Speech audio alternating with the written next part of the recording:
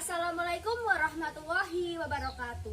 Perkenalkan, nama saya Mila Sufiana, NIM 3419065, kelas Sosiologi C, Prodi Komunikasi Penyiaran Islam. Oke, di video kali ini saya akan menjelaskan tentang permasalahan sosial di masyarakat. Indonesia merupakan negara yang mempunyai penduduk sangat padat, terutama di kota-kota besar. Dengan jumlah penduduk yang sangat padat tersebut, membuat Indonesia banyak mengalami permasalahan sosial. Permasalahan sosial muncul akibat terjadi perbedaan yang mencolok antara lain dalam masyarakat dengan realita yang ada.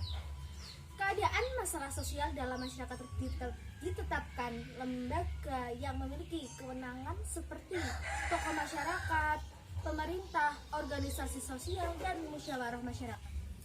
Masyarakat sosial dapat dikategorikan menjadi 4 faktor antara lain. Yang pertama, faktor ekonomi, contohnya kemiskinan, pengangguran. Yang kedua, faktor budaya, contohnya perceraian, kenakalan remaja. Yang ketiga, faktor biologis, contohnya penyakit menular, keracunan makanan. Yang keempat, faktor psikologis, contohnya penyakit syaraf dan aliran sesat. Pada kesempatan ini saya akan menganalisis salah satu masalah sosial yang diakibatkan oleh faktor ekonomi. Sebelum melanjutkan penjelasan berikutnya, saya akan menampilkan sebuah video tentang permasalahan sosial. Dari Jawa Tengah, di Brebes, satu keluarga terpaksa mengkonsumsi nasi aking karena tidak mampu membeli beras. Kondisi ini sudah berlangsung selama hampir 1 tahun terakhir. Sudah setahun lebih, Sokeh tak merasakan gurihnya nasi pulen. Warga desa Selatri, Kecamatan Larangan, Brebes, Jawa Tengah ini terpaksa harus mengkonsumsi nasi aking karena tidak mampu membeli beras. Keadaan ini Sokeh jalani bersama anak pertamanya Siti Atika dan ibu kandungnya Sudina. Uang hasil buruh tani pun tak cukup untuk membeli beras. Ia pun terpaksa membeli nasi aking seharga Rp2.500 per kilogramnya. Kemiskinan merupakan salah satu di mana terjadinya ketidakmampuan memenuhi kebutuhan seperti makanan, pakaian, tempat tinggal, pendidikan, dan bahkan kesehatan. Kemiskinan dapat disebabkan oleh kelangkaan alat pemenuh kebutuhan dasar ataupun sulitnya akses terhadap pendidikan dan pekerjaan. Kemiskinan juga merupakan masalah global di masyarakat. Sebagian orang memahami istilah ini secara subjektif dan komparatif.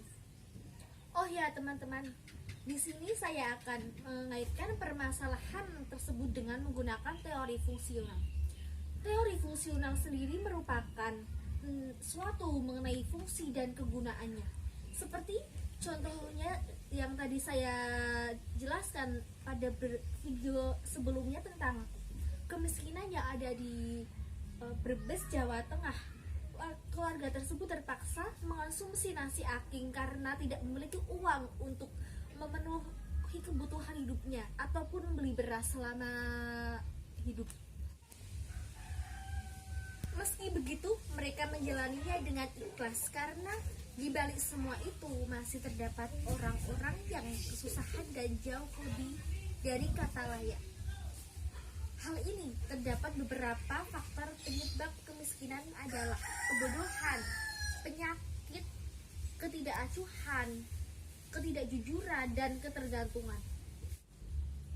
Oh ya teman-teman, ada beberapa solusi dari saya yang mungkin dapat dilakukan untuk mengurangi jumlah masyarakat miskin di Indonesia. Antara lain yaitu yang pertama, membuka lapangan pekerjaan kepada masyarakat yang kurang mampu.